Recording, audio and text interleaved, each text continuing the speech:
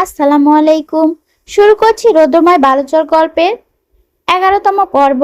লেখনীতে প্রিয়সিনী। সকাল 8টা।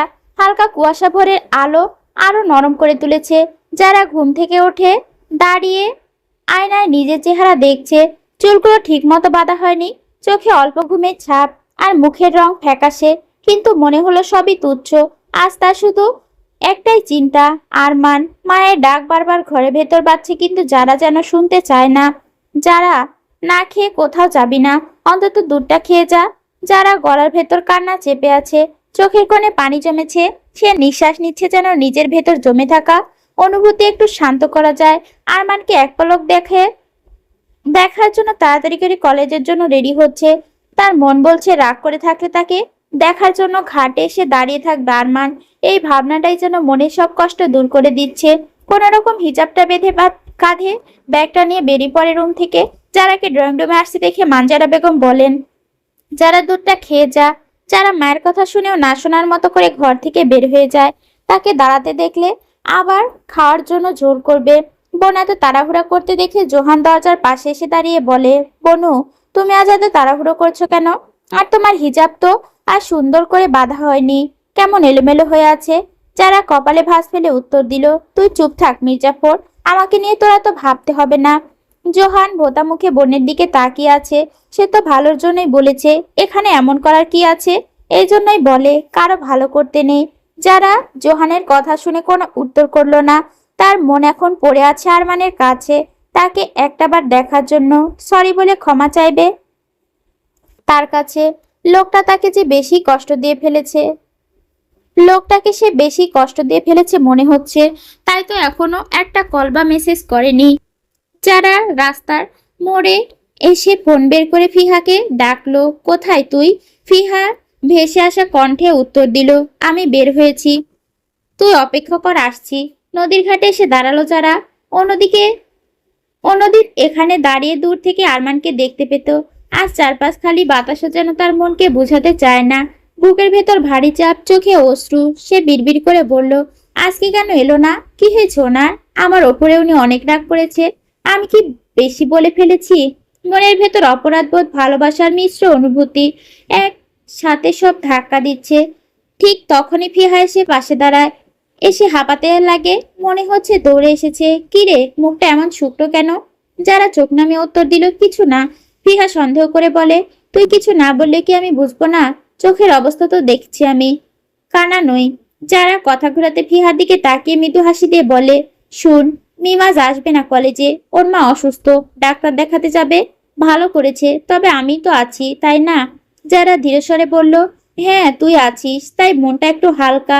ফিহা মাথা নেড়ে বলল, ঠিক আছে, এখন বল মন খারাপ কেন? যারা তার দিকে তাকিয়ে মৃদু হেসে বলল, এমনি মনটা খারাপ। আর মানে কথা ভাবতে চোখে পানি চলে আসে। যারা চোখে পানি দেখে ফিহা ধীরে গলায় বলে, কি হয়েছে জানু, কান্না করছিস কেন? বল আমাকে। যারার মনে হলো ফিহার কথা এক মিষ্টি ছায়ার মতো।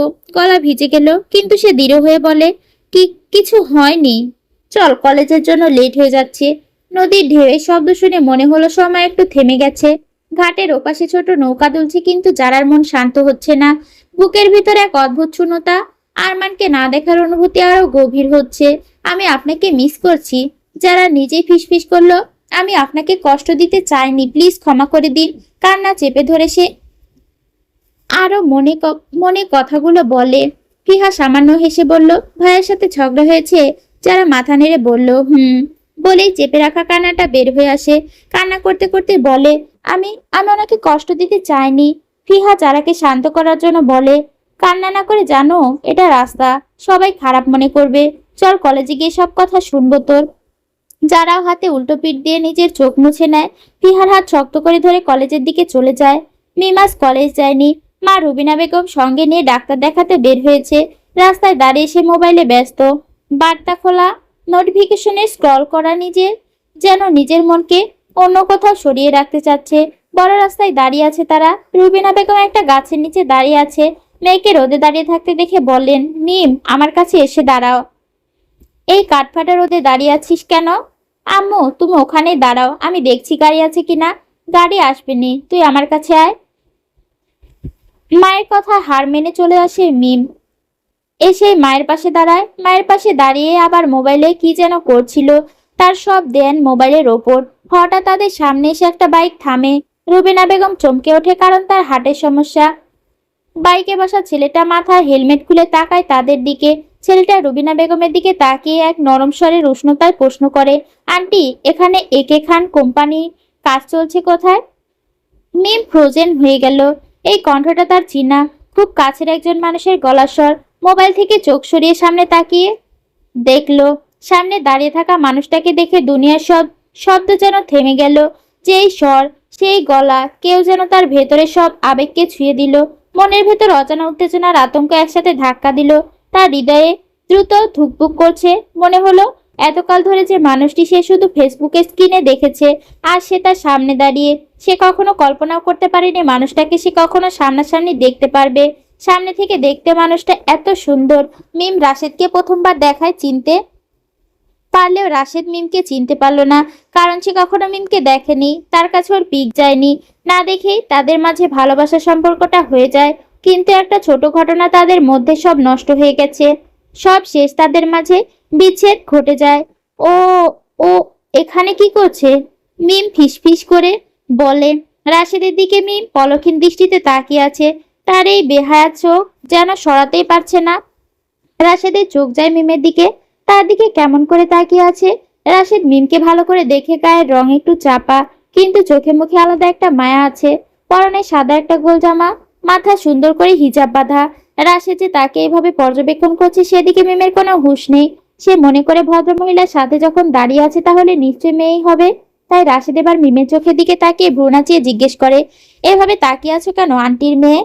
রুবিনা বেগম চোখ পাকিয়ে তাকালেন মিমের দিকে। মিমের হাতে একটু ঝাড়ি দিয়ে বললেন, মিম, দাঁড়িয়ে দাঁড়িয়ে কি ভাবছিস? মিম লজ্জা নিয়ন্ত্রণ করতে পারেনি, শুধু মাথা নিচু করে বলল, কিছু না মা। মেয়ের কাছে রুবিনা বেগম লজ্জা পেলেন কিছুটা। রাশেদের দিকে তাকিয়ে তিনি বললেন, বাবা, তুমি সোজা চলে যাও। ঘাটের কাছে বড় যে মাঠটা আছে ওখানে একে খান কোম্পানির কাজ চলছে। থ্যাংক ইউ আন্টি, বলে রাশেদ সামান্য ভ্রু উঁচু করে আবার তাকায় মিমের দিকে। মেয়েটা মাথা নিচু করে দাঁড়িয়ে আছে। আর কিছু না বলে রাশেদ বাইক স্টার্ট দিয়ে চলে যায় সেখান থেকে। লজ্জায় মাথা খেয়েছে নাকি? ওই ছেলেটার দিকে ওইভাবে তাকিয়েছিলি কেন? মিম কিছু বলে না, মোবাইল টুকতে থাকে। ভেতর থেকে এক অদ্ভুত উত্তেজনা, ভয় আর লজ্জায় মিম শুধু মাথা নেড়ে মায়ের কথার সম্মতি জানালো। ভেতরে মনে হলো পুরনো ভালোবাসার পরিচিতি স্বর, অচেনা উত্তেজনা, সব মিলিয়ে ভালোবাসার সকল সকাল তার জন্য এক আবেগের ঝড়। অনাকাঙ্ক্ষিতভাবে মানুষটার সাথে দেখা, কি অদ্ভুত একটা বিষয়। নিজের ভালোবাসার মানুষটাকে চিনতে পারলো না, আর সে চিনতে পেরেও কিছু বলতে পারলো না। মনের ভিতরে একটা অদ্ভুত উত্তেজনা, ভয়, লজ্জা, কষ্ট। মনের ভিতরে লুকিয়ে রাখা চাপা কষ্ট, উত্তেজনা সব মিলিয়ে তাকে কিছুটা স্বস্তির করে দিয়েছে, স্থবির করে দিয়েছে।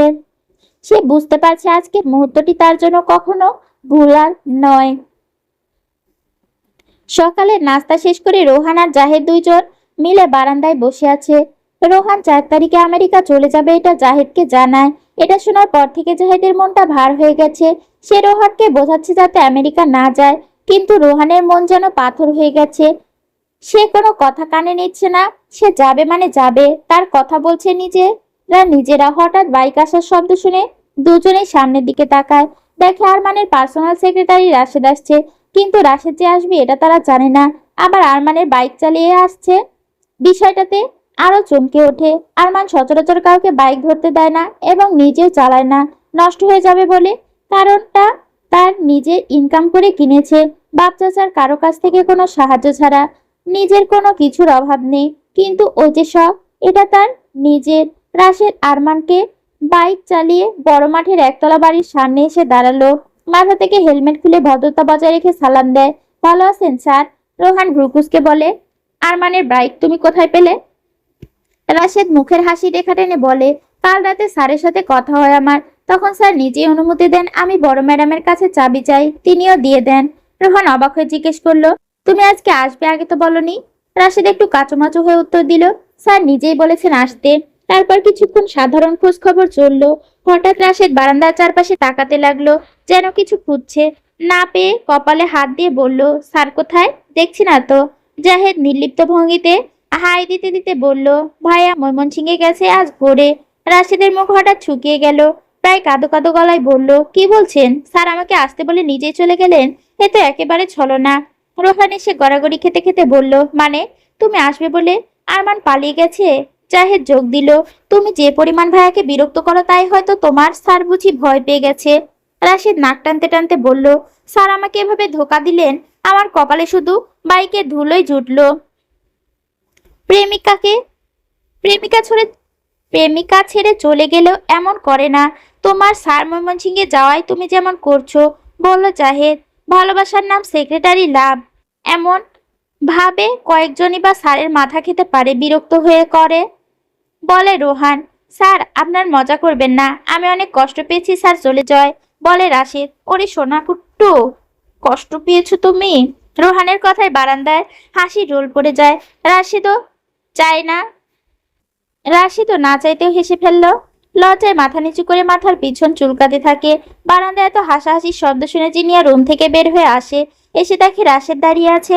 তাদের কোম্পানিতে কাজ করে এবং বড় ভাইয়ের সেক্রেটারি বলে ভালো করে চিনে তাকে। রাশেদ জিনিয়াকে দেখে ভদ্রতা বজায় রেখে ভালো মন্দ জিজ্ঞেস করে। জিনিয়াও হেসে হেসে উত্তর দেয়, কিন্তু এই বিষয়টা রোহানের সহ্য হয় না। রাশেদের দিকে খেয়ে ফেলার দৃষ্টিতে তাকায় সে। রাশেদ রোহানের দৃষ্টি দেখে ভয় আর কিছু বলে না, চুপ করে দাঁড়িয়ে থাকে। রোহান হাত মুষ্টিবদ্ধ করে জিনিয়ার দিকে তাকায়, তারপর গটগট পায়ে রুমের দিকে চলে যায়। রোহানের দৃষ্টি দেখে জিনিয়ার গলা শুকিয়ে যায়। কলেজ ছুটি হতে যারা ব্যাগ কাঁধে নিয়ে দ্রুত বের হয়ে এলো ক্লাস থেকে। পাশে ফিহা হাঁটছিল, কিন্তু তারা যেন স্বাভাবিকের চেয়েও অনেক বেশি। চারপাশে বন্ধুদের সবার সঙ্গে বিদায় না জানিয়ে সে গেটের দিকে পা চালালো। ফিহা অবাক হয়ে তাকালো। এই জানু, এত তাড়াহুড়ো করছিস কেন? যারা একটু চমকে উঠলো, তবুও ঠোঁটের কোণে একরকম অস্থির হাসি টেনে বলল, না মানে হ্যাঁ, একটা কাজ আছে। হ্যাঁ হ্যাঁ বুঝি, তোর কি কাজ আছে? আরমান ভাইয়াকে দেখার জন্য এমন ছটফট করছিস তাই না? ধুর, কি যে বলিস তুই! কথাটা বলে আসলে তার মন কেবল এক জায়গায় গিয়ে বারবার আটকে যাচ্ছিল। হয়তো আরমান এখন ঘাটে দাঁড়িয়ে আছে, হয়তো এই অপেক্ষাতেই দিন কাটাচ্ছে। দুপুরে সেই রাগ, অভিমান, ভুল বোঝাবুঝি সবকিছু আজ যারা ঝেড়ে ফেলতে চায়। যদি আরমানের সঙ্গে দেখা হয়, সে ক্ষমা চাইবে, কাপা কণ্ঠে হলে বলবে, আপনি রাগ করবেন না, আমি ইচ্ছা করে খারাপ কিছু বলতে চাইনি। দুজনেই নদী পার হয়ে ঘাটে এসে দাঁড়ালো। বাতাসে নদীর কুল ঘেঁষা কাশফুল দুলছে, নৌকাগুলো একে একে ভিড়ছে। যারা চোখ শুধু একজনকে খুঁজছে। ঘাটের প্রতিটি কোণা, নৌকা ঘাট, গাছের তলায় দাঁড়িয়ে থাকা লোকদের দিকে এক নজর ঘুরিয়ে দিল সে, কিন্তু না, আরমান নেই। চারার বুকটা হঠাৎ করে খালি হয়ে গেল, যেন কেউ সমস্ত আশা এক মুহূর্ত কেড়ে নিল। সে আবার চারপাশে তাকালো, হয়তো কোথাও দাঁড়িয়ে আছে, হয়তো চোখে পড়ছে না, কিন্তু না, কোথাও আরমানের দেখা নেই। ফিহা তখনও জারার পাশে দাঁড়িয়ে। ও বুঝতে পারছে যারা কাউকে খুঁজছে। সে একবার আশেপাশে তাকায়, দেখতে পেল না কাঙ্ক্ষিত মানুষটাকে। যারার দিকে একবার তাকায়, সে মুখটা কেমন শুকিয়ে গেছে এক মুহূর্তে, কিন্তু কিছু বলল না। ঠিক তখনই সামনে থেকে জাহেদ এসে পড়ল, মুখে একরকম হাসি, চোখে ভদ্রতার ঝিলিক। আরে ভাবি, কেমন আছেন? কলেজ থেকে ফিরছেন? এই হঠাৎ ভাবির ডাক শুনে যারা থমকে গেল। ফিহা মৃদু হেসে মুখ নিচু করলো, গাল দুটো যেন অকারণে লাল হয়ে উঠল ওর। জাহেদ ফিহার দিকে তাকিয়ে মজা করে বলল, ভাবি, আপনার বান্ধবী কিন্তু একদম কটকটির মতো লাগে। ফিহার মুখটা যেন কুঁচকে যায়। রাগী দৃষ্টিতে তাকায় সে জাহেদের দিকে। জাহেদ ফিহার তাকানো দেখে নিজের ঠোঁট গোল করে চুমু দেখায়। বিষয়টা যারা চোখে পড়ে, আর যারা ভেতরে ভেতরে লজ্জায় সংকুচিত হয়ে যায়। কি উত্তর দেবে বুঝে উঠতে পারল না, তবুও ভদ্রতার খাতিরে বলল, ভালো আছি, আপনি? আলহামদুলিল্লাহ ভালো আছি। আচ্ছা, আরমান ভাইয়ের সাথে সব ঠিকঠাক? প্রশ্নটা শুনে জারার বুকটা ধক করে উঠল, কিন্তু ঠোঁট সিল করে রাখলো সে। সাহস হলো না জাহেদকে উত্তর দেওয়ার, আর আরমানের কথা জাহেদকে জিজ্ঞেস করার। কেমন জানি লজ্জা, আবার দ্বিধা। হয়তো জাহেদ উত্তর দিতে পারবে, হয়তো আবার দিতে নিয়ে মজা করবে, কিন্তু যারার মন আটকে গেল। কয়েকটা সাধারণ কথা বলে বিদায় নিল তাদের কাছ থেকে যারা। জাহেদ তখনও ফিহার দিকে তাকিয়ে হালকা দুষ্টুমি করছে। হাঁটতে হাঁটতে যারা একবার পিছনে ফিরে তাকায়, দেখলো ফিহার জাহেদ খুনসুটি করছে। সেই দৃশ্যটা যেন অদ্ভুত সুন্দর লাগলো তার কাছে। দুজনকে একসাথে খুব মানাচ্ছে। অকারণেই বুকটা একটু হালকা হলো, আবার ভারীও হলো। পথে হাঁটতে হাঁটতে যারা চোখ ভিজে উঠলো, মনে হলো সারা পৃথিবীটাই খালি হয়ে গেছে। তার সমস্ত ভাবনা জুড়ে কেবল আরমান। আপনি কেন এলেন না আজ? আমি তো ভেবেছিলাম আপনি অপেক্ষা করছেন। যদি রাগ করে থাকেন তবে মাফ করে দিন। আমি চাইনি আপনাকে কষ্ট দিতে। সারাদিন শুধু আপনার কথাই মনে পড়ছে। আপনার এই ছোঁয়া আর নেশালো দৃষ্টি চোখের সামনে ভেসে উঠছিল। কলেজে বই খুলে তাকাই, বইয়ের অক্ষরগুলো ঝাপসা হয়ে যায়। মন চায় আপনার কণ্ঠ শুনছি। রাতে ঘুমও আসেনি কাল ঠিক মতো। এই ভেবে কাটায় আপনি হয়তো একটা কল দিবেন। আপনার কি একবার আমার কথা মনে পড়ে না? যারা হাঁটতে হাঁটতে এসব কথাই মনে মনে আওড়ালো।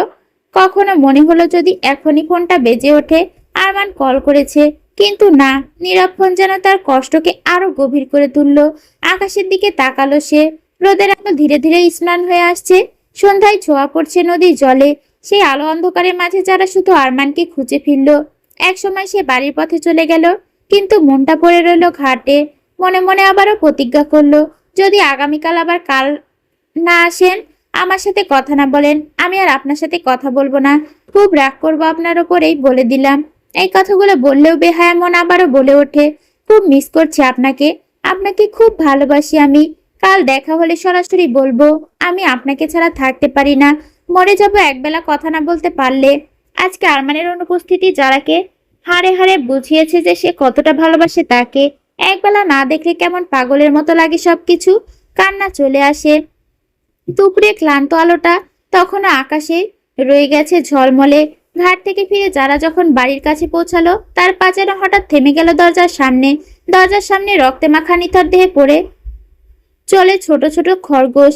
এরা দেখে কলিজায় টান লাগে যারা। দৌড়ে চলে আসে তাদের সদর দরজার সামনে। খরগোশগুলো কোলে তুলে নেয়। আশেপাশে আবার তাকায় সে। এদিক সেদিক ছোট ছোট প্রাণগুলো মাটিতে পড়ে আছে। এমন মন মানতিক ঘটনা দেখে এমন মর্মান্তিক ঘটনা দেখে কান্না করে দেয় তার শখের খরগোশ। এইভাবে মৃত্যু অবস্থায় মাটিতে পড়ে আছে। যারা এবার দূর থেকে বাড়ির ভিতরে তাকায় বুঝতে পারছিল ঘরের ভেতরে কিছু একটা অস্বাভাবিক ঘটেছে। পাখির ডাকের সঙ্গে মিশে আসছিল টিনের বেড়ার ভাঙা আওয়াজ। বুকের ভেতরটা কেমন জানি মুচড়ে উঠল। ভেতরে ঢুকে সে স্তব্ধ হয়ে গেল। প্রতিটি জিনিসপত্র এলোমেলো পড়ে আছে। রান্নাঘরে হাঁড়ি পাতিল মেঝেতে ছড়িয়ে আছে। চৌকির গদি মাটিতে উল্টে পড়ে। ডাইনিং টেবিলে সবকিছু ভাঙা অবস্থায় পড়ে আছে। দরজার কোনায় যেন ঘরে দস্যুর দল ঢুকে সবকিছু উলটপালট করে দিয়েছে। যারা চোখে পানি চলে এলো, বুক ধুকপুক করতে লাগলো। আমার মা, আমার ভাই, তারা কোথায়? পাগলের মতো দৌড়ে এসে সে ঘর থেকে আরেক ঘরে খুঁজতে লাগলো। গলা শুকিয়ে গেল। সে ডাক দিল জোরে, আম্মু, আম্মু তুমি কোথায়? ঠিক তখনই টিনের ঘর থেকে ধীরে ধীরে বেরিয়ে এলো তার মা মার্জিয়া বেগম। মুখে চেহারা মলিন, চোখে ভয়ের ছাপ স্পষ্ট। মেয়েকে দেখে তিনি এগিয়ে এলেন। যারা ব্যাগটা মাটিতে ফেলে দৌড়ে গিয়ে মাকে জড়িয়ে ধরলো। চোখ ভিজে গেল কান্নায়। কাপা কণ্ঠে বলল, আম্মু কি হয়েছে? এ অবস্থা কেন ঘরে? তুমি ঠিক আছো তো? আমার বুকটা থেমে যাচ্ছে। মেয়ের কান্না দেখে মার্জিয়া বেগম আর নিজেকে সামলাতে পারলেন না। বুক ফেটে কান্না বেরিয়ে এলো। কণ্ঠ কেঁপে গেল। কি আর বলবো মা, চেয়ারম্যানের ছেলে রহিম এসেছিল কিছু লোক নিয়ে। বিয়ের প্রস্তাব দিয়েছে। আমি রাজি না হতে এই ভাঙচুর করেছে। বলে গেছে পরের বার এলে সরাসরি তোকে নিয়ে যাবে। কিছুতেই মানবে না। যারা শরীর ঠান্ডা হয়ে গেল, হাত পা কাঁপতে লাগলো। মনে হলো মাথার উপর থেকে আকাশ সরে গেল। কি বলছো তুমি আম্মু? ওরা এমন কথা বলেছে? হ্যাঁ মা, ও ছেলে ভালো না, নেশা করে, মেয়েদের বাজি ধরে, জেলেও গেছে 2 বার। আমি কেমন করে তোর মতো মেয়েকে ওর হাতে তুলে দিই? আমি কিছুতেই রাজি হইনি, তাই এই সর্বনাশ করলো। যারার বুকের ভেতর দম বন্ধ হয়ে এলো। ওই দিন দুপুরে বড় মাঠে যে ঘটনা ঘটেছিল মনে হলো তারই প্রতিশোধ নিচ্ছে রহিম। চোখ ভিজে এলো। হঠাৎ তার মনে পড়লো ছোট ভাই জোহানের কথা। আম্মু, জোহান কোথায়? আমার ভাই কই? সে তো চঞ্চল, দুষ্টুমি করে বেড়ায়। এইসব দেখে যদি কিছু করতে যেত। প্রশ্নটা শুনে মার্জিয়া বেগম আবার কান্নায় ভেঙে পড়লেন। মেয়ের হাত শক্ত করে ধরে বললেন, চল মা, আমি তোকে দেখাই। মার্জিয়া বেগম মেয়েকে নিয়ে গেলেন টিনের ঘরে। ভেতরে ঢুকে যারা চোখ ছলছল করে উঠল। ছোট্ট ভাই জোহান বিছানায় শুয়ে আছে, চোখ বন্ধ, মাথায় সাদা কাপড়ের ব্যান্ডেজ, পাশে এক বাটি পানি আর একটা ভিজে গামছা রাখা। আমার আল্লাহ! যারা ঠোঁট কেঁপে উঠল। সে দৌড়ে গিয়ে ভাইয়ের মাথায় হাত রেখে বসে পড়ল। কপালে হাত দিয়ে ব্যান্ডেজটা স্পর্শ করলো। বুকের ভিতর যেন সবকিছু ভেঙে পড়লো। চোখ ভরে কান্না এলো। আম্মু, ওর এই অবস্থা হলো কিভাবে? মার্জিয়া বেগম চেয়ারে বসে পড়লেন। চোখ মুছতে মুছতে বললেন, ওরা যখন ঘরে ঢোকে ভাঙচুর শুরু করে খরগোশগুলোকে হাত দিতে, তখন জোহান বাধা দিয়ে বলে, এগুলো হাত দেবেন না, আর আমার বোনকে নিয়ে কিছু বলবেন না। কিন্তু এই নরপশু কি শোনে? রহিম নিজে লাঠি দিয়ে ওকে মাথায় আঘাত করে। আমি দৌড়ে গিয়ে জোহানকে আঁকড়ে ধরি। তারা সবাই মিলে ওই ছোট ছোট প্রাণগুলোকে লাঠি দিয়ে আঘাত করে মেরে ফেলে। এরপর চলে গেল। কথা বলতে বলতে মার্জিয়া বেগম হাউমাউ করে কেঁদে উঠলেন। যারা ভাইয়ের মাথায় হাত বুলাতে লাগলো। গলার ভেতর থেকে কোনো শব্দ বের হচ্ছিল না। অশ্রু ভিজিয়ে দিল ব্যান্ডেজটা। ছোট ভাইটার নিরীহ মুখ দেখে তার বুকটা ছেড়ে যাচ্ছিল। আমার ভাই এটুকু বাচ্চাকে ধরে মারে কিভাবে? আম্মু, আমি আর পারছি না ওকে এমন ভাবে দেখতে। মার্জিয়া বেগম মেয়ের মাথায় হাত রেখে সান্ত্বনা দিতে চেষ্টা করলেন। ধৈর্য ধর মা, আল্লাহ সব দেখছে। অন্যায় কেউ করলে সে একদিন শাস্তি পাবে। কিন্তু আমি ভয় পাচ্ছি যদি আবার আসে, আমি তোকে কেমন করে রক্ষা করব? যারা চোখ মুছলো, কিন্তু তার দৃষ্টি তীক্ষ্ণ হয়ে উঠল। চোখে যেন নতুন আগুন জ্বলে উঠল। না আম্মু, আমি এবার আর চুপ থাকতে পারবো না। যদি ওরা ভাবে ভয় দেখিয়ে আমাদের ভাঙতে পারবে তবে ভুল করছে। আমি জোহানের শপথ করছি আমি কিছু একটা করব। মার্জিয়া বেগম মেয়ের কণ্ঠে অদ্ভুত দৃঢ়তা টের পেলেন। তবুও তিনি ভয় নিয়ে বললেন, না মা, তুই কোনো ঝুঁকি নিস না। মেয়েদের জন্য এই সমাজে অনেক বাধা, কিন্তু আমি তোকে বুঝাই কেমন করে।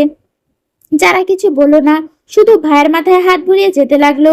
বুকের ভেতর কষ্টে জমে জমে পাহাড় হয়ে গেলেও চোখে তখন ভেসে উঠল একটাই মুখ, আরমান। আজ আরমানকে যদি আমি সব বলতে পারতাম। কিন্তু যারা জানে আপাতত তাকে মায়ের পাশে থাকতে হবে, ভাইকে আগলে রাখতে হবে। সেই ছোট্ট ঘরে রাত নামলো অন্ধকার। ময়মনসিংহে পৌঁছে জেরিনকে বাড়িতে নামিয়ে দিয়ে সোজা চলে যায় অফিসে। বাড়ির কারোর সঙ্গে দেখা করার সুযোগ হয়নি।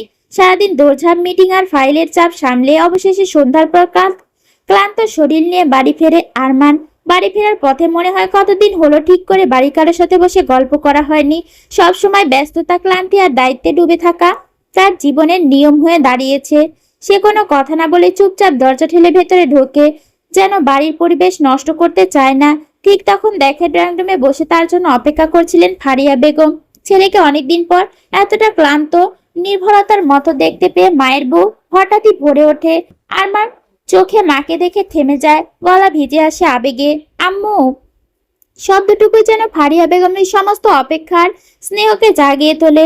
চোখ মুছে নেন তিনি, কিন্তু অশ্রু লুকালো না।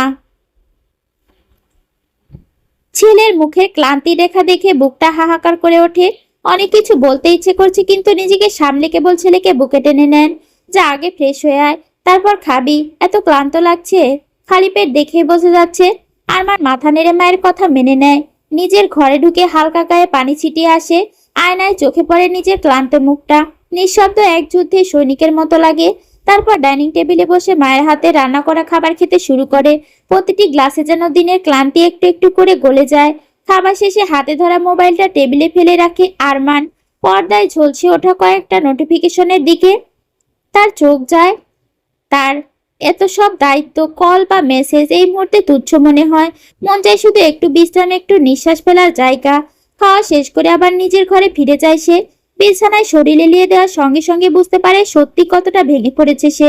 মাথা ভেতরে ঘুরপাক খাওয়া চিন্তাগুলো ধীরে ধীরে ঝাপসা হয়ে আসে। শরীরের প্রতিটি কোষ যেন ঘুমকে ডেকে আনে। কিছুক্ষণের মধ্যে ঘুম ঘুম তাকে গ্রাস করে নেয়। বাড়ির ড্রয়িং রুম তখনও আলো জ্বলছে। মায়ের মন ছেলের জন্য দুশ্চিন্তায় রয়ে গেছে।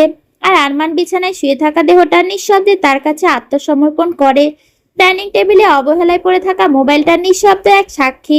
অজস্র কল মেসেজ হয়তো আসবে, আবার মিস হয়ে যাবে, কিন্তু এই মুহূর্তে পৃথিবীর সবকিছু চেয়ে আরমানের কাছে প্রাধান্য পাচ্ছে শুধু শান্তির ঘুম। রাত প্রায় অনেক। মাকে আর ছোট ভাইকে খাইয়ে দিয়ে জোহানকে ওষুধ দিয়ে দেয়। যারা টিনের ঘর তার দরজা ভালো করে লাগিয়ে আসে। মাকে আর ভাইকে ঘুমাতে দেখে যারা বিছানা থেকে উঠে বসে। ঘরের এক কোণে গিয়ে যারা এবার নিজেই আরমানকে কল করে, কিন্তু মোবাইলটা বন্ধ বলছে। একবার দুইবার এমন করে প্রায় 1000-এর উপর কল আসে আর মেসেজ করে যারা আরমানকে, কিন্তু ফলাফল শূন্য। আরমানের মোবাইল বন্ধ। ধৈর্যের বাদ সব ভেঙে যায় যারার। রাগে, ভয়ে, অভিমানে কান্না করে দেয়। চিৎকার করে কান্না করতে ইচ্ছে করছে তার, কিন্তু পারছে না। দুই হাতে মুখটা চেপে ধরে রাখে, যেন কান্নার শব্দ বের না হয়। প্লিজ আরমান, কলটা রিসিভ করুন প্লিজ।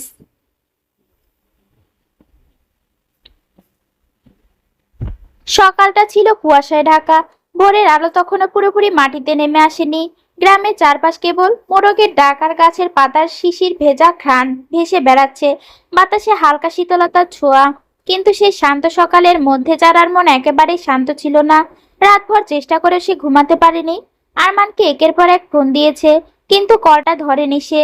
উত্তর না পেলে ক্লান্তিতে কবে যে মাটিতে গুটিসুটি মেরে ঘুমিয়ে পড়েছিল তা যারা নিজেও জানে না।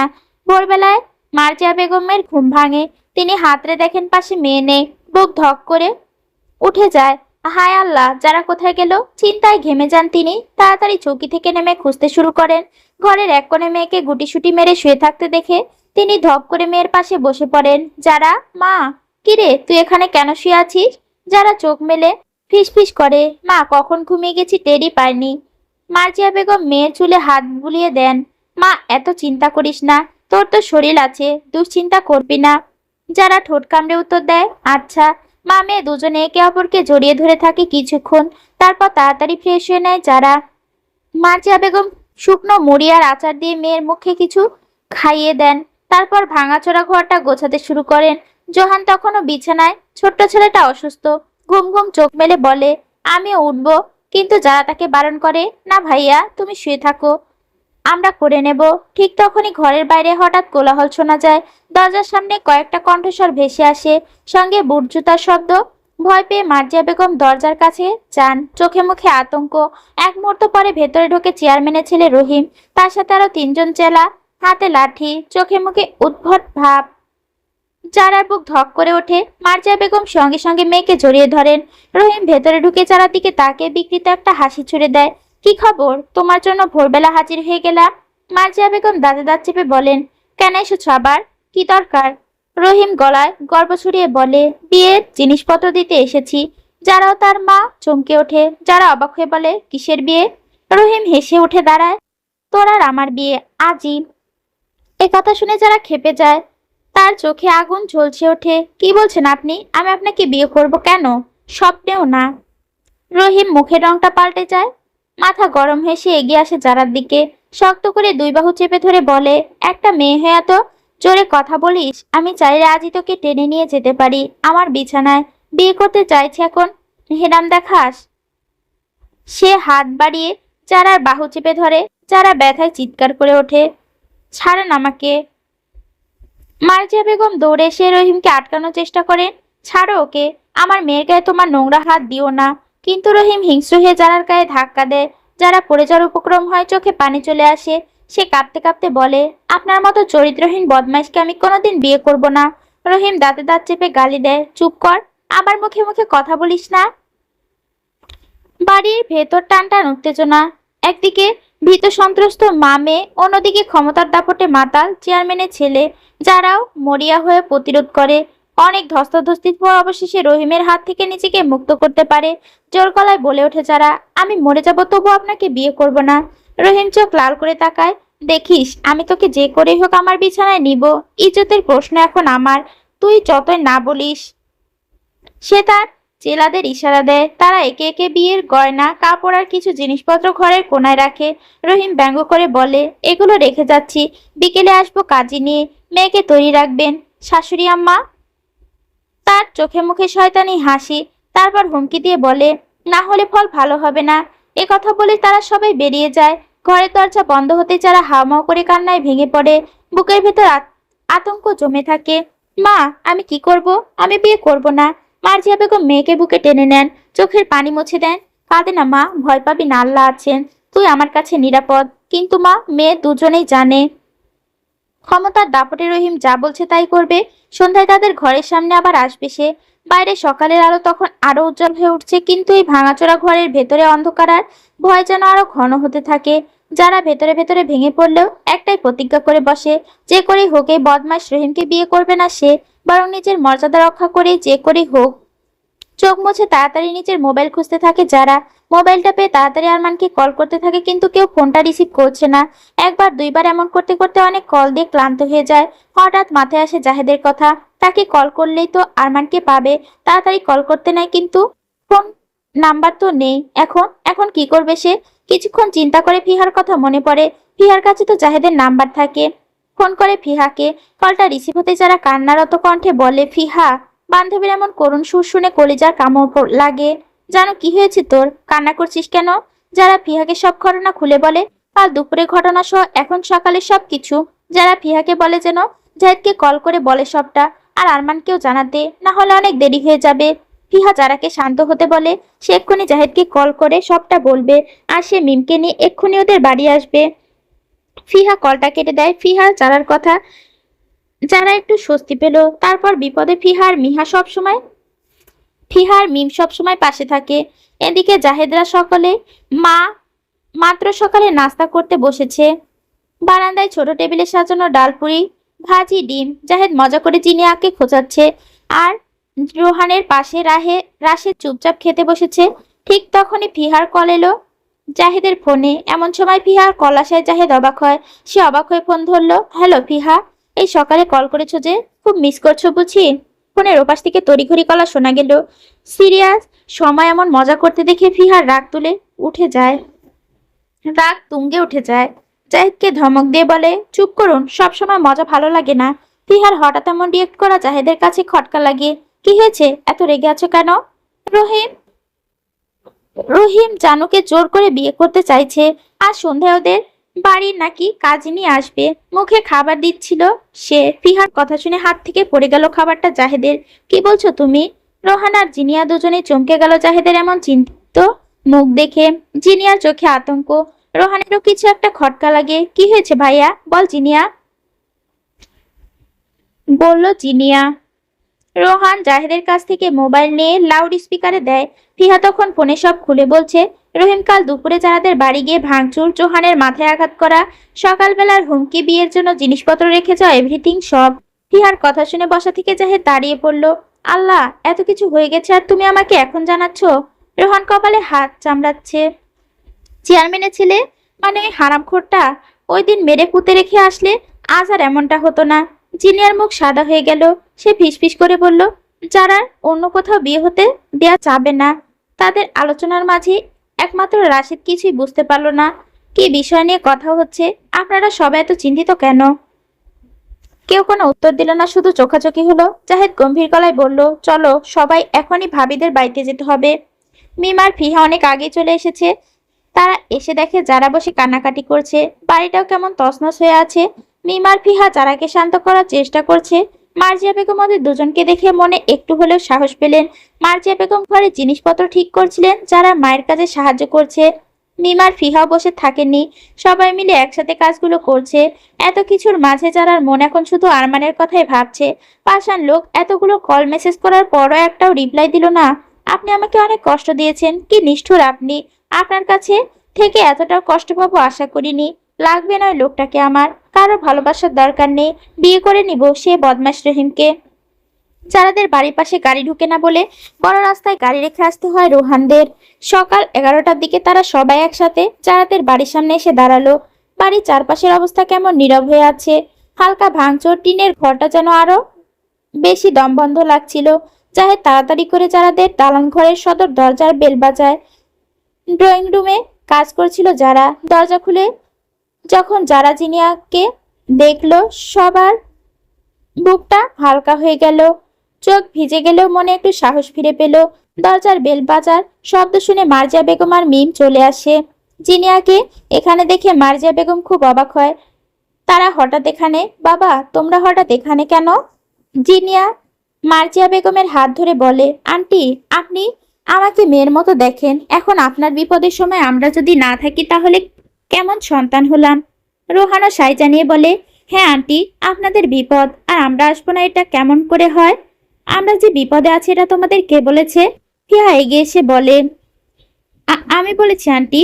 মার্জিয়া বেগম চিন্তিত ভয় নিয়ে বললেন, তোমরা এই গ্রামের মানুষ নও, তোমাদের বিপদ হতে পারে, আর আমি চাই না আমাদের জন্য কেউ সমস্যায় পড়ুক। তোমরা চলে যাও। জিনিয়া মার্জিয়া বেগমকে ঘরের ভিতর নিয়ে এসে সোফায় বসায়। ভরসা রাখুন আন্টি, আমাদের কিচ্ছু হবে না, আর আপনাদেরও কিছু হতে দেব না আমরা। এই এত কিছুর মাঝে মিম শুধু একজনের দিকে তাকিয়েছিল, রাশেদ। এই মানুষটাকে এখানে দেখবে এটা যেন একটা স্বপ্ন তার কাছে। সম্পর্ক শেষ হয়ে যাওয়ার পর কি অদ্ভুতভাবে দেখা হয়ে যাচ্ছে বারবার, কিন্তু আফসোস ওই মানুষটা তাকে চিনে না। রাশেদ খেয়াল করে মিম তার দিকে তাকিয়ে আছে, কিন্তু ওই মেয়েটাকে তার চেনা লাগছে, কোথায় যেন দেখে মনে হচ্ছে। হঠাৎ মনে পড়ে কাল এখানে আসার সময় রাস্তায় দেখেছিল, কালও ওর দিকে তাকিয়েছিল কেমন করে, আর আজকেও সেম একইভাবে তাকিয়ে আছে। গায়ের রং চাপা হলেও মেয়েটা মিষ্টি দেখতে। রাশেদ মিমের দিকে এগিয়ে গিয়ে বলে, কি আন্টির মেয়ে, এভাবে তাকিয়ে আছো কেন? কালো এভাবে তাকিয়েছিলে? রাশেদের কথায় মিম লজ্জা পড়ে যায়, কিন্তু উত্তর করলো না, এড়িয়ে চলে গেল রাশেদকে। চুপচাপ গিয়ে যারার সাথে দাঁড়িয়ে থাকে। মিমের এমন আচরণে ভ্রু কুঁচকে যায় রাশেদের, কিন্তু বেশি পাত্তা না দিয়ে বিষয়টা। জিনিয়া যারাকে জড়িয়ে ধরলো। চিন্তা করো না, আমরা আছি তো। জাহেদ আর রোহান ইশারায় বুঝালো, ভয় পেও না, আমরা আছি। কিন্তু সেই মুহূর্ত যারা খুঁজতে থাকে একজনকে, চারিদিকে তাকায় বারবার, কিন্তু ওই মানুষটাকে খুঁজে পায় না, তার দেখা মিলে না। লজ্জায় মাথা খেয়ে আস্তে করে প্রশ্ন করলো জিনিয়াকে, উনি উনি কোথায়? উনি আসেনি? যারা প্রশ্নটা রোহানের কানে আসে, তাই রোহান ধীরে ধীরে উত্তর দিল, আরমান পরশুদিন ময়মনসিংহ গেছে অফিসিয়াল কাজে। কেন, তুমি জানো না? এই খবর শুনে যারার বুক হুড়মুড় করে ভেঙে পড়ল, চোখে এক নিস্তেজ শূন্যতা, ঠোঁট কেঁপে উঠল। মানে? জিনিয়া তাড়াতাড়ি তাকে জড়িয়ে ধরলো, কান্না করে না বনু, আরমান ভাইয়া ফিরে আসবে, আমরা সবাই আছি। মার্জিয়া বেগম যারাকে বলেন ওদের সবাইকে যেন রুমে নিয়ে যায়। জোহান ও অনেকক্ষণ ধরে একা আছে, ওদের দেখলে ছেলেটার ভালো লাগবে একটু। তিনি দুপুরে খাবারের ব্যবস্থা করছে, সব তো নষ্ট করে গেছে পশুগুলো। এখন এতগুলো ছেলে মেয়েদের না খেয়ে রাখা যাবে না। ঘরে কিছু টাকা ছিল, এই নিয়ে তিনি বাজারে চলে যান। সবাই যারা রুমে চলে যায়। জোহান যারা রুমে শুয়ে আছে। এই বাচ্চা ছেলেটার এমন অবস্থা দেখে জিনিয়া সবার বুকটা মোচড় দিয়ে ওঠে। কি অবস্থা হয়ে গেছে, মুখটাও শুকিয়ে আছে। জিনিয়া গিয়ে জোহানের মাথার কাছে বসে, আলতো করে ওর মাথায় হাত বুলিয়ে দিতে জোহান চোখ খুলে তাকায়। জিনিয়াকে দেখে মনটা যেন নেচে ওঠে জোহানের। কিউটি, তুমি এসেছো? হ্যাঁ ভাই, তোমার এই অবস্থা আর আমি আসবো না বলো? জিনিয়া তাকে ভাই বলাটা পছন্দ হলো না। উজ্জ্বল মুখটা কালো করে বলে, আমাকে ভাই বলবে না কিউটি, আমি বড় হয়ে বিয়ে করব তোমায়। আগে বিছানায় হিসু করার বয়স পার করো। বয়স কত তোমার? নাক টিপড়ে দুধ বের হবে। এখনই বিয়ের চিন্তা করো। এইটুকু বলেই থামে রোহান। সে আবারও বলে, অন্যের জিনিসে চোখ দাও কিন্তু মির্জাফরের কাজ। আমাকে একদম মির্জাফর বলবে না। তো কি বলবো? মাথা ফাটিয়ে বিছানায় শুয়ে আছো, তারপরে বিয়ে করার ভূত মাথা থেকে যায়নি? আহা, কি শুরু করেছেন আপনি? আগে ভাইয়াকে ফোন করুন, তা না করে একটা বাচ্চার সাথে নিজেও বাচ্চাদের মতো ঝগড়া করছেন, বলল জিনিয়া। জিনিয়ার ধমক শুনে জাহেদ আর রোহান একসাথে বারবার কল করতে শুরু করলো আরমানকে। একের পর এক কল গেল, কিন্তু কোনো সাড়া নেই। রোহান দাঁত চেপে বলল, কোথায় গেল এই ছেলে? দরকারের সময় কোনো খবর নেই শালার। মিমার ফিহাও তখন তাদের সাথেই বসে আছে। যারাকে জড়িয়ে ধরে বসে আছে জিনিয়া। এইটুকু সময় যেন জিনিয়ার সাথে ওর আরো ভালো সম্পর্ক হয়ে গেছে। কেমন বড় বোনের মতো আগলে রেখেছে তাকে। সবার চোখে মুখে টেনশন, সময় যেন থেমে গেছে। যারা কান্না করতে করতে বলে, উনি কল ধরবে না ভাইয়া, আমি কাল রাত থেকে কল করছি, ধরছে না। উনি আমাকে ভালোবাসেন না। পাষাণ লোক, কত কষ্ট দিচ্ছে আমাকে। 3 দিন ধরে একটা কথাও বলেনি আমার সাথে। রাশেদের সাথে এখন আরো একটা বোকা সদস্য যোগ করলো, জোহান। তাদের কথার আগাগোড়া কিছুর মাথায় ঢুকছে না তাদের, শুধু বোকার মতো ওর মুখের দিকে তাকিয়ে আছে। অবশেষে রোহান শেষবার চেষ্টা করলো। আল্লাহর রহমতে একটা বার কল রিসিভ হলো। সবার বুক ধুকপুক করতে লাগলো, কিন্তু কল আরমান নয়, ফারিয়া বেগম রিসিভ করে বলে, হ্যালো। রোহান কণ্ঠ শান্ত করে বলে, আন্টি, আমি রোহান, দয়া করে বলুন না আরমান কোথায়? ফারিয়া বেগম স্বাভাবিকভাবে বললেন, ও তো ঘরে আছে। রাতে ফোনটা ডাইনিং টেবিলে ফেলে রেখে মনে হয় ঘুমিয়ে গেছিল, এখনো মনে হয় শুয়ে আছে। সবার মুখে একসাথে স্বস্তির ছাপ ফুটলো। রোহান অনুরোধ করে বলল, আন্টি প্লিজ আরমানের কাছে ফোনটা দেন, ওর সাথে খুব জরুরি কথা আছে। ফারিয়া বেগম একটু অবাক হয়ে গেলেন। আচ্ছা, লাইনে থাকো, আমি এখনই ফোনটা নিয়ে যাচ্ছি ওর ঘরে। এই কথাগুলো শোনার পর ঘরের ভেতরে এক অদ্ভুত নীরবতা নেমে এলো। সবার চোখে তখন একটাই আশা। ফারিয়া বেগম মোবাইল হাতে নিয়ে ধীরে ধীরে আরমানের ঘরের দিকে এগোলো। দরজা খুলতেই দেখলেন ছেলে মাত্রই শাওয়ার নিয়ে বেরিয়েছে।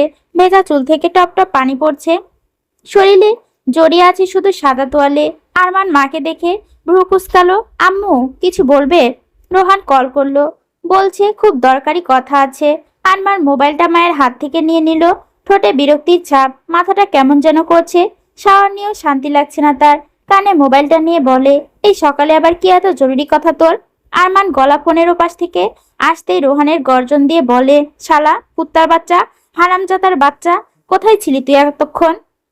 আরমান থমকে গেল, ভ্রু কুঁচকে কণ্ঠ শক্ত করলো।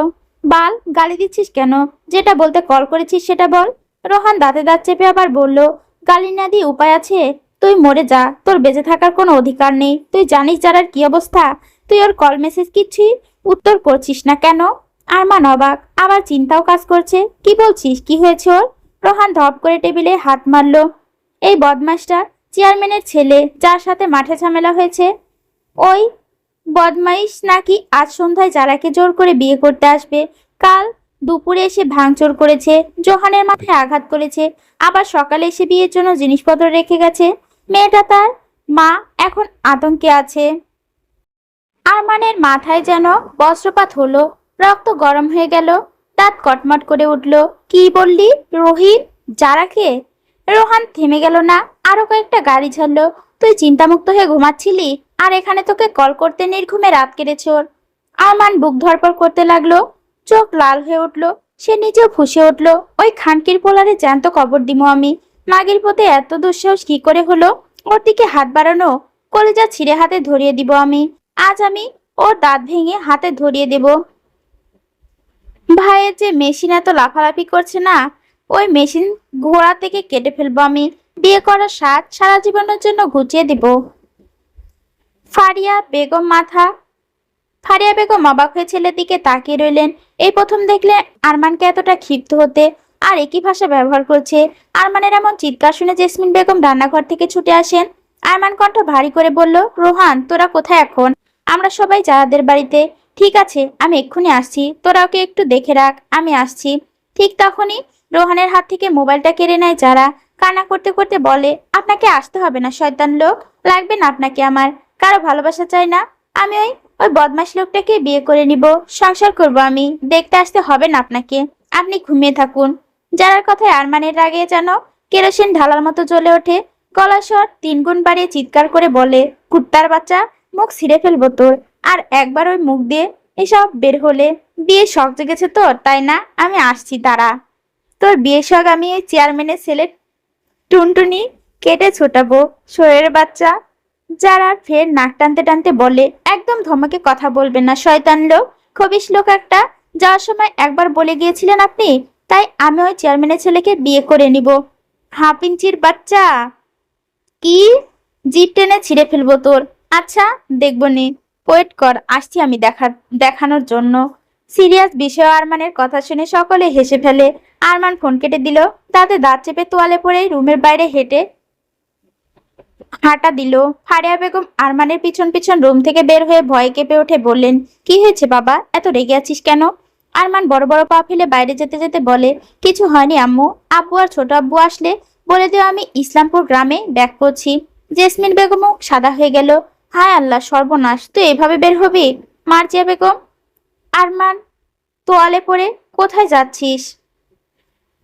অত্যন্ত অত্যন্ত জামা প্যান্ট পরে যা। সরি, এখানে ফারিয়া বেগম হবে। ফারিয়া বেগম বললেন, আরমান, তোয়ালে পরে কোথায় যাচ্ছিস? অন্তত জামা প্যান্ট পরে যা তো। আরমান দৃঢ় গলায় বলল, সময় নেই আম্মু, আমি যদি এখন না যাই তাহলে সারা জীবন পাগলের মতো জামা প্যান্ট ছাড়াই আমাকে রাস্তায় ন্যাংটা হয়ে ঘুরতে হবে। রিস্ক নেওয়া যাবে না, তাই এটার পার্মানেন্ট ব্যবস্থা করতে যাচ্ছি। সে তাড়াহুড়ো করে নিকের কালো মার্সিডিজ কারের চাবি নিয়ে নিল হাতে। তোয়ালে পরা অবস্থাতেই সদর দরজা দিয়ে বের হয়ে যায়, চোখে মুখে ঝড়।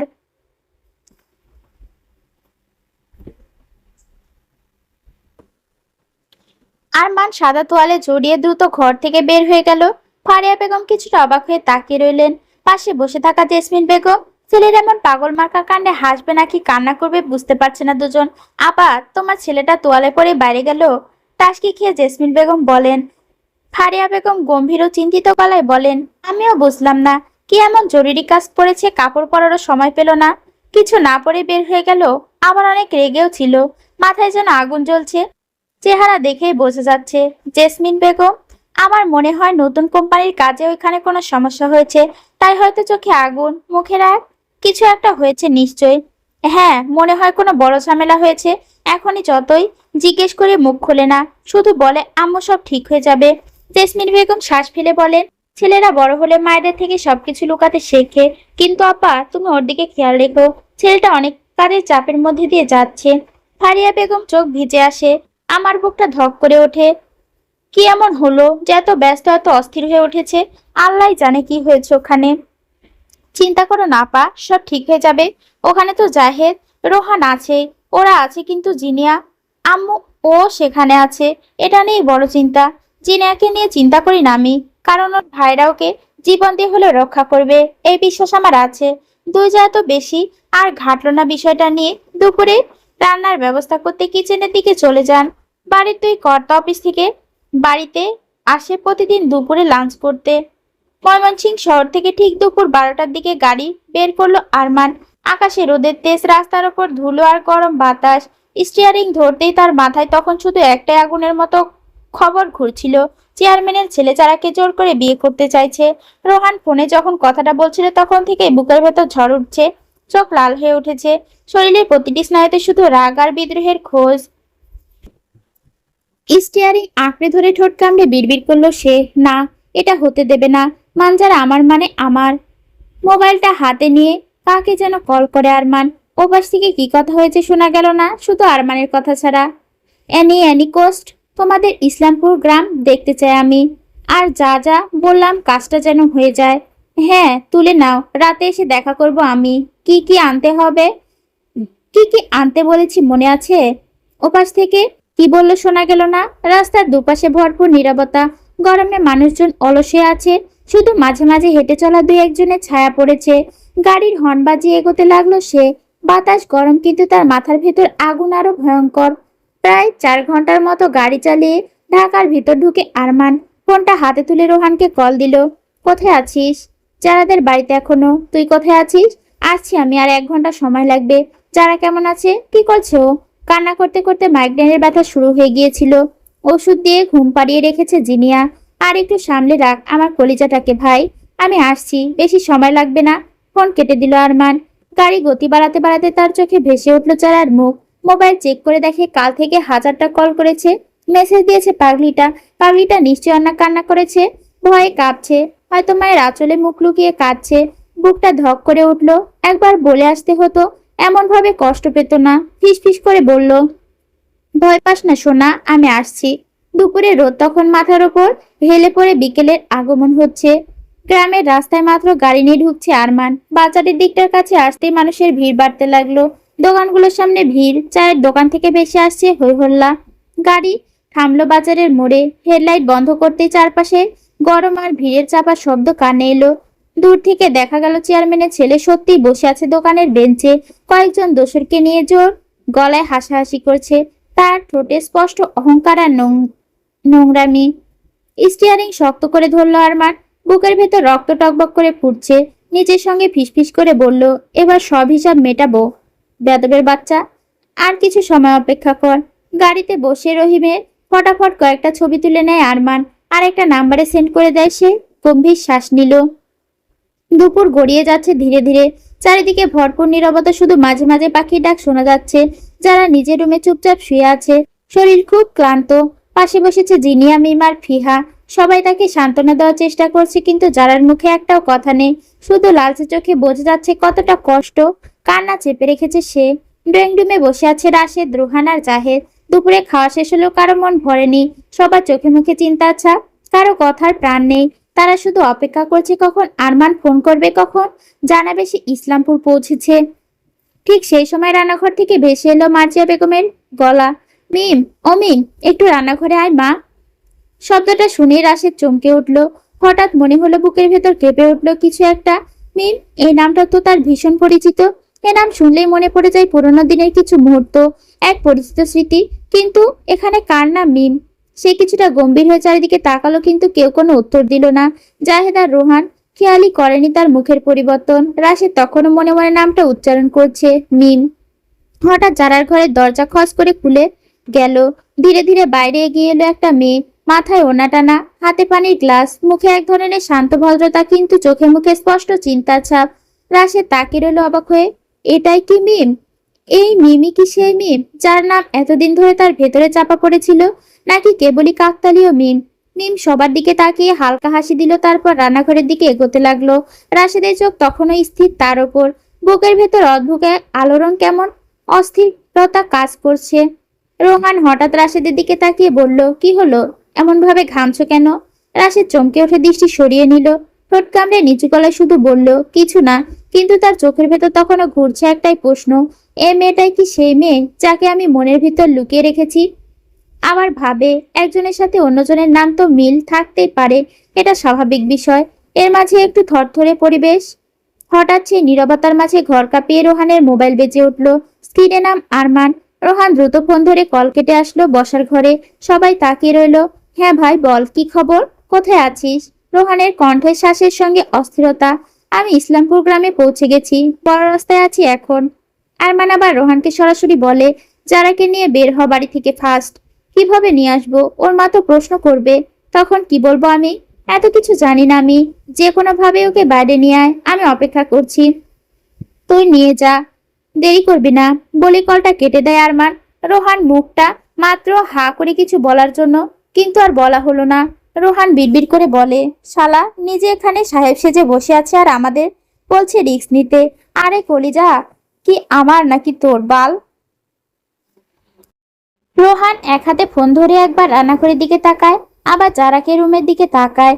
এখন কিভাবে জারাকে এখান থেকে বের করবে দোটানায় পড়ে যায় রোহান। রোহানের দিকে তাকিয়ে আছে দুই জারার চোখ, রাশেদ আর জাহেদ। দুই জোড়া চোখ, রাশেদ আর জাহেদ। চোখে তাদের প্রশ্নের আভাস। আরমান ভাইয়া কি বলেছে? প্রশ্ন করলো জাহেদ। জারাকে বড় রাস্তায় নিয়ে যেতে বলেছে। ভাইয়া চলে এসেছে? আর আরমান ইসলামপুর গ্রামে চলে এসেছে শুনে রাশেদের দুনিয়ার সব চিন্তা বাদ দিয়ে চোখে মুখে তার উজ্জ্বলতা ঝিলিক। স্যার চলে এসেছে? রোহান কোনো কথা না বলে রান্নাঘরের দিকে যেতে থাকে। জাহেদ আর রাশেদ তার পিছন পিছন যায়। রান্নাঘরে এসে দাঁড়ায় রোহান। আন্টি, একটা গুরুত্বপূর্ণ কথা ছিল। বলো রোহান, কি কথা বলবে বাবা? বললেন মার্জিয়া বেগম। সন্ধ্যা তো প্রায় হয়ে গেল, এখন যদি চেয়ারম্যানের ছেলে চলে আসে তাহলে তো পরিস্থিতি সামলানো দায় হয়ে পড়বে। তাই বলছিলাম কি, কি কথা বলো? যারাকে যদি আমাদের সাথে নিয়ে যায়, না মানে ওই তো আমাদের বোনের মতনই, তাই ওকে সেফটি দেওয়া আমাদের দায়িত্ব। হ্যাঁ, তোমাদের উপর আমার পুরো বিশ্বাস আছে, তুমি নিয়ে চলে যাও, তুমি নির্ভয়ে বলো। রোহানকে কথার মাঝে আটকে যেতে দেখে জাহেদ এগিয়ে আসে। সে বুঝতে পারছে রোহান হয়তো ভয় পাচ্ছে। জাহেদ বলল, আন্টি আসলে ভাইয়া বলতে চাচ্ছে আমরা যদি ভাবিকে না মানে যারাকে আমাদের সাথে নিয়ে যাই তাহলে চেয়ারম্যানের ছেলে এসে ওকে পাবে না আর ঝামেলাও করবে না বেশি। মার্জিয়া বেগম উত্তর করলেন না, তাদের কথাই ভাবতে থাকেন। সত্যি যারাকে এখানে না তো আর ঝামেলা করবে না রহিম, ওদের কথায় অনুমতি দিয়ে দেন তিনি। কারণ সবার আগে নিজের সন্তানকে রক্ষা করতে হবে। ঘরে মুহূর্তের মধ্যে উত্তেজনা ছড়িয়ে পড়ল। যারা স্তব্ধ থেকে হঠাৎ কাঁপতে লাগলো। মার্জিয়া বেগম রান্নাঘর থেকে বেরিয়ে গিয়ে যারা রুমে জিনিয়ার দিকে তাকিয়ে বললেন, জিনিয়া মা, রোহান বাবা বলছে ওকে নিরাপদে রাখতে, তোমাদের সাথে নিয়ে যাবে। এখানে সবকিছু ঠান্ডা হলে আবার যারাকে পৌঁছে দিয়ে যাবে বলছে। মার্জিয়া বেগমের কথা শুনে জিনিয়া বুঝতে পারলো আরমান হয়তো চলে এসেছে, তাই যারাকে নিয়ে যাওয়ার কথা বলছে। জিনিয়া শান্ত গলায় বলল, আচ্ছা আন্টি, তাহলে আমি ওকে সুন্দর করে ডেকে আনছি। মিমার ফিহাও বলে, আমরাও যারার সাথে যাব জিনিয়া আপু। মার্জিয়া বেগম, তোরা ওর সাথে গেলে আমি তোর মা বাবাকে কি জবাব দিব? যদি কোনো বিপদ হয় তখন? কিছু হবে না আমাদের, আমরা আমাদের জানুকে একা কোথাও ছাড়বো না, বলল ফিহা। হ্যাঁ আন্টি, একদমই তাই। আর বাড়িতে কল করে বলে দিচ্ছি আজ বাড়ি ফিরবো না, আমরা আপনাদের বাসায় থাকবো, বলল মিম। মার্জিয়া বেগম কোনো ভাবে অনুমতি দিতে রাজি না। তিনি চান না নিজের মেয়ের জন্য ওর বিপদে পড়ুক ওরা। কিন্তু মিমার ফিহা জেদ ধরে বসে আছে, তারা যাবে। শেষ পর্যন্ত তাদের জেদের কাছে হার মানতে হলো মার্জিয়া বেগমকে। আচ্ছা যাবে, এখন একটা ওনার ব্যবস্থা করে দেওয়া আমায়, বলল জিনিয়া। মিম জারার ওয়ার্ডরোব থেকে একটা হালকা পাকটনের ওড়না, অতটা ঘন নয় কিন্তু চেহারা ঢেকে বাড়ি থেকে বের করার জন্য যথেষ্ট। জিনিয়া ওড়নাটা দিয়ে সুন্দর করে ডেকে দেয়। ফিহা চেক করে বলল, দরজার জানালা লক করে দেই। আন্টি, আমরা বের হয়ে গেলে আপনি সদর দরজা ভালো করে বন্ধ করে জোহানকে নিয়ে যারা রুমে বসে থাকবেন। সব ঠিকঠাক, কিন্তু বিপত্তি হলো এক জায়গায়, যারা যেতে রাজি হচ্ছে না। জিনিয়া ওনাদের ঢেকে দিচ্ছে আর যারা বারবার তা খুলে ফেলছে। জেদ, ভয় আর অভিমান সব একসাথে। এখন সে স্বার্থপরের মতো চলে যাবে। যদি ওর মা ভাইয়ের কোনো ক্ষতি হয় তখন নিজেকে কখনো ক্ষমা করতে পারবে না সে। আর মুখ ফুটে বলতেও পারছে না সে আরমানের কাছে কিছুতেই যাবে না, কারণ তার মা আছে এখানে। ফিহা যারাকে বোঝায়, জানো এটা জেদ করার সময় না, আর দেরি হয়ে গেলে হিতে বিপরীত হতে পারে। যাব না আমি, আম্মু আর ভাইকে একা রেখে এতটাও স্বার্থপর হতে পারবো না আমি। মেয়ের এমন জেদের কারণ বুঝতে পারলেন না মার্জিয়া বেগম। মেয়েটাকে তাদের নিয়ে চিন্তা করছে। আমাদের কিছু হবে না, তুই ওদের সাথে যা, আল্লাহর ওপর ভরসা রাখ মা। মিম রাশেদ আর জাহেদের দিকে তাকিয়ে বলে, ভাইয়া আপনারা দুজনে একটু বাইরে দেখে আসুন কেউ আছে কিনা। রোহানা জাহেদ চুষে নিয়ে মাথা রোহানা জাহেদ কথা শুনে নিয়ে মাথা নোড়ালো এবং এগিয়ে গেল দরজার দিকে। যারা উঠে ধীরে ধীরে বসার ঘর থেকে বেরোলো। জিনিয়া তার কাঁধে ওড়না দিয়ে গায়ে ঢেকে নিল ওর লম্বা চুল, গলার গৃহ সব ভালো করে ঢাকা হলো যেন জনসমক্ষে চিনে ফেলা না যায়। মিম নীরবে এগিয়ে এসে দরজার পাশে দাঁড়ালো, মুচকি হাতে চাপড়ে ধরলো। ফিহা চোখ বুজে দোয়া পড়তে থাকে রাস্তায় যেন ওই শয়তান তার সাথে দেখা না হয়ে যায়। বাড়ির ভিতর দ্রুত কাজটি সম্পূর্ণ হলো। দরজা নীরবে খোলা হলো, সবাই একসঙ্গে বের হতে লাগলো। রোহান সামনে, জাহেদ পাশে, ফিহা রাশেদ একটু পিছনে, আর সাথে মিম। যারা জিনিয়ার সঙ্গে। মায়ের চোখের কোণে অচেনা রক্তছাপটা। মার্জিয়া বেগম কাঁদতে কাঁদতে দরজায় দাঁড়িয়ে সহসা বললেন, ভয় পাবি না মা, তোর এই ভাইগুলো তোর সাথে আছে, এখন ওই বদমাসটা তোর কোনো ক্ষতি করতে পারবে না। আঁচল দিয়ে মুখ চেপে কান্না আটকানোর চেষ্টা করেন তিনি। রোহানদের দিকে তাকিয়ে বলেন, আমার মেয়েটাকে দেখে রেখো বাবা। বাহিরে গ্রামে বাজারে বিলেকের ঝাপটা, রোদের গরম, মানুষের কোলাহল, কিন্তু তাদের পরিকল্পনা চালু আরমানের কথা মতো। তার কথা মনে রেখে তারা দ্রুত ভেতরে ঢুকে আশেপাশে মিলিয়ে নিল শক্তভাবে। আরো 5 মিনিট এক সময় লাগলো বড় রাস্তায় যেতে। সবাই ধামধুম করে ধরা হৃদয়, কিন্তু চোখে একটাই আশ্বাস, যারাকে নিয়ে দূর আরমানের কাছে যেতে হবে। বড় রাস্তায় এসে দাঁড়াতে সবাই প্রথমে চোখ পড়ে একটা ব্ল্যাক মার্সিডিজ বেঞ্চ রাস্তার একপাশে সুন্দর করে পার্ক করা। গাড়িটা যেন আলাদা করে চকচক করছে। চারপাশে সন্ধ্যার অন্ধকারের ভেতর গাড়ির সাদায় হেলমেট দুটো মৃদু জ্বলতে থাকার মতো। মনে হচ্ছিল যেন কারো চোখ দুটো কেমন ঘুরে তাকিয়ে আছে তাদের দিকে। রোহান দ্রুত হাঁটা শুরু করলো গাড়ির দিকে, তার সাথে সাথে জাহেদ, রাশেদ, মিম, ফিহার, জিনিয়া যারাকে ধরে নিয়ে আসছে, কিন্তু সবার মাঝখানে এক অদ্ভুত অস্থিরতা হাঁটছিল যারা। তার বুক ধকধক করছে, ভেতরে ভয়, লজ্জা, অস্বস্তি আর একসাথে গিলে খাচ্ছে তাকে। মনে মনে ভাবছিল, যাব না আমি পাষাণ লোকটার কাছে, কোথাও যাব না। কেমন করে কষ্ট দিয়ে চলে গিয়েছিল। আবার ভাবে এতক্ষণ ধরে অপেক্ষা করলে রাগ করেছেন কিনা। আরমান সাধারণত শান্ত স্বভাবের নয়, একটু দেরি হলে তার মাথা গরম হয়ে যায়। তার কল এসেছে প্রায় 40 মিনিট আগে, অথচ একের জায়গায় আসতে মাত্র 20 মিনিট সময় লাগে। যারা জানতো এর মাঝে সে রেগে আগুন হয়ে বসে আছে। গাড়ি একেবারে কাছে আসতে ক্লিক শব্দ করে জানালাটা নামিয়ে দিল আরমান। ভেতর থেকে তীক্ষ্ণ চোখে তাকিয়ে গম্ভীর গলায় বলল, যারাকে গাড়ির ভিতর বসিয়ে দে। কথাটা এতটাই হুকুমের মতো শোনালো যে চারপাশে এক মুহূর্ত নিস্তব্ধ হয়ে গেল। মিম, ফিহার, জিনিয়া তিনজনে যারার হাত ধরে টানাটানি শুরু করলো। চল না জানো, লেট হয়ে গেছে তো অনেক। জিনিয়া যারাকে গাড়িতে বসার জন্য বলে, আরমান ভাইয়া কিন্তু রেগে যাবে বনু, তাড়াতাড়ি যাও। কিন্তু যারা একেবারে হাঁটু গেড়ে বসে পড়ার মতো করে আঁকড়ে ধরলো নিজের হাত, তাদের হাত কাপা কাপা গলায় বলল, না আমি যাব না, প্লিজ তোমরা আমাকে এই বাঘের খাঁচায় যাওয়ার জন্য জোর করো না। তার শরীর কেঁপে উঠছিল, চোখে জল টলমল করছিল। গাড়ির ভেতর থেকে সবকিছু পরিষ্কার দেখা যাচ্ছিল আরমানের। হঠাৎই সে ধমক দিয়ে উঠল, হাফ ইঞ্চির বাচ্চা, 1 মিনিটের মধ্যে গাড়িতে এসে না বসলে পা ভেঙে ফেলবো আমি।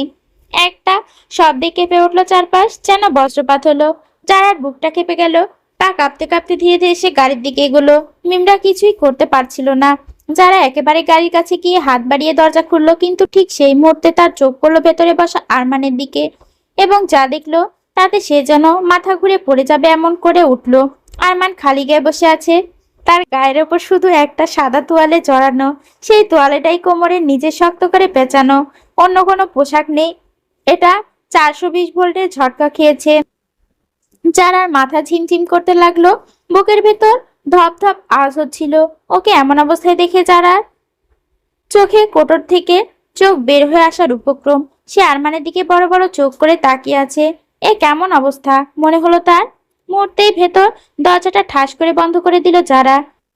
ঘুরে দৌড়ে আবার ফিহা, চিনি আর মিমদের কাছে চলে এলো। সবাই অবাক হয়ে তাকিয়ে রইলো। এইমাত্র একটা ধমক খেয়ে গাড়িতে বসতে গেল, আবার চলে আসছে কেন? রোহান তড়িঘড়ি করে জিজ্ঞেস করলো, কি হয়েছে, আবার কেন চলে এলেন? জাহিদও এগিয়ে এলো।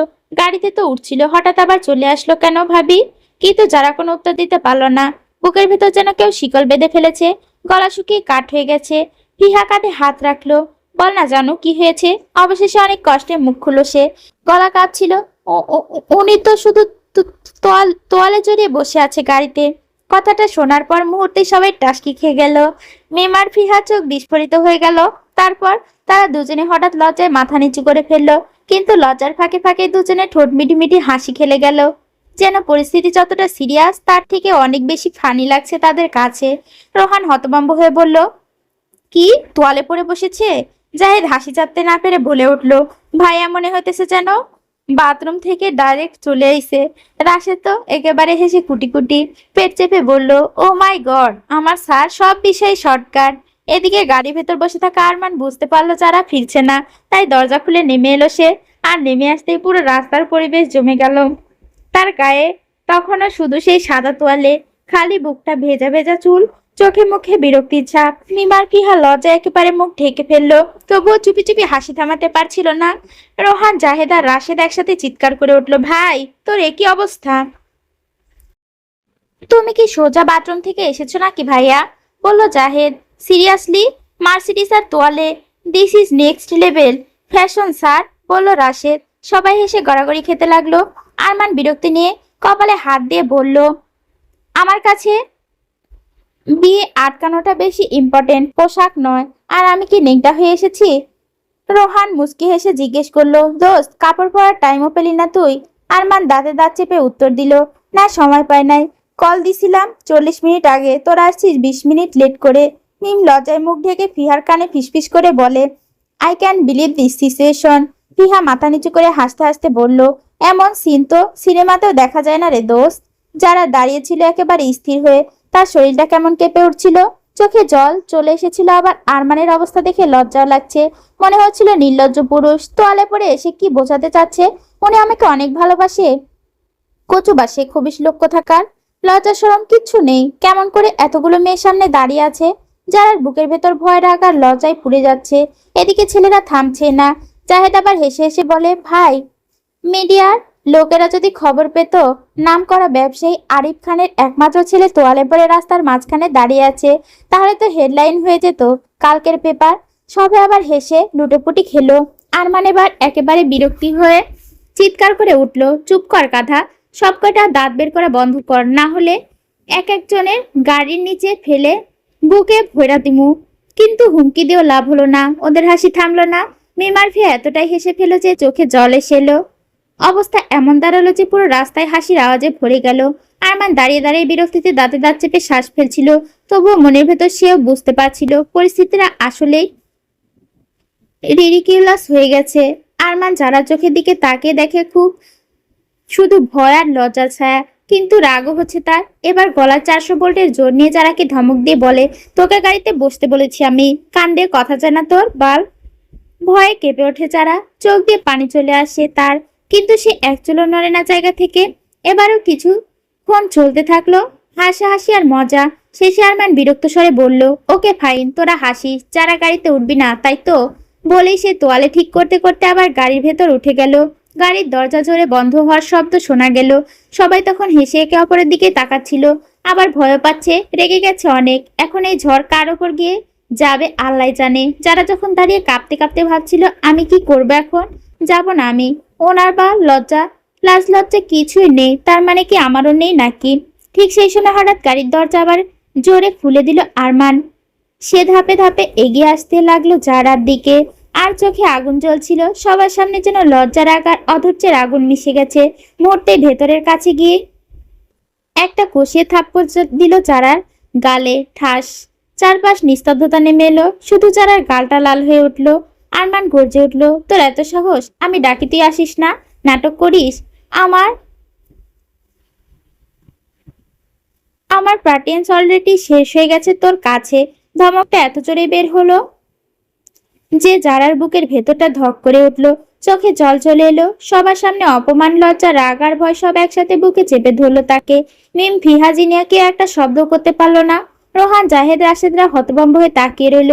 যারা শরীর কাঁপছিল, হঠাৎ সে ভয়ে ফুটফুট করে কেঁদে উঠল। তার কান্নার শব্দ রাস্তার নীরবতা ভেদ করে বেরিয়ে এলো। আরমান এবার আর কিছু না বলে ঘুরে দাঁড়িয়ে দ্রুত চারার হাত ধরে হাঁটতে থাকে গাড়ির দিকে। দরজা খুলে ভেতরে ঠাস করে বসালো চারাকে। সে মুহূর্তে যেন আর কোনো বিকল্প রইল না। ভয়, কান্না, লজ্জা সব মিলিয়ে কান্না করতে করতে গাড়ির সিটে গুটিসুটি মেরে বসে থাকে চুপচাপ করে। আর অনবরত কান্না করতে থাকে। চোখে তখনও জল টলমল করছিল। বাইরে দাঁড়িয়ে থাকা বাকিরা একে অপরের দিকে তাকালো। কারো মুখে কোনো কথা নেই, শুধু বাতাসে চাপা ভারী একটা বোঝা ঝুলে থাকলো। আমি ওকে নিয়ে যাচ্ছি, যদি মন চায় আসতে তো আয়, গম্ভীর কণ্ঠে বলে আরমান। কোথায় যাবি তুই? প্রশ্ন করলো রোহান। কাজী অফিস, বলেই গাড়িতে উঠে ঠাস করে দরজা লক করে দিয়ে বসে পড়ে আরমান। রোহানরা সবাই আবালের মতো দাঁড়িয়ে আছে। কি বলে গেল বুঝতে পারলো না। কাজী অফিসে কেন যাবে হঠাৎ করে? স্যার, কাজী অফিসে কেন যাবে? বলল রাশেদ। রাশেদের প্রশ্ন শুনে ধ্যান ভাঙে সবার, কিন্তু এক একজনের বিরক্ত লাগে। মিম, কাজী অফিস কি করতে চায় মানুষ? কপাল কুঁচকে রাশেদের দিকে তাকিয়ে উত্তর দেয়, কাজী অফিসে মানুষ কি করতে চায়? আবার লোক কি আর করতে চায়? কাজী অফিস তো সবাই বিয়েই করে স্যার। তো তার মানে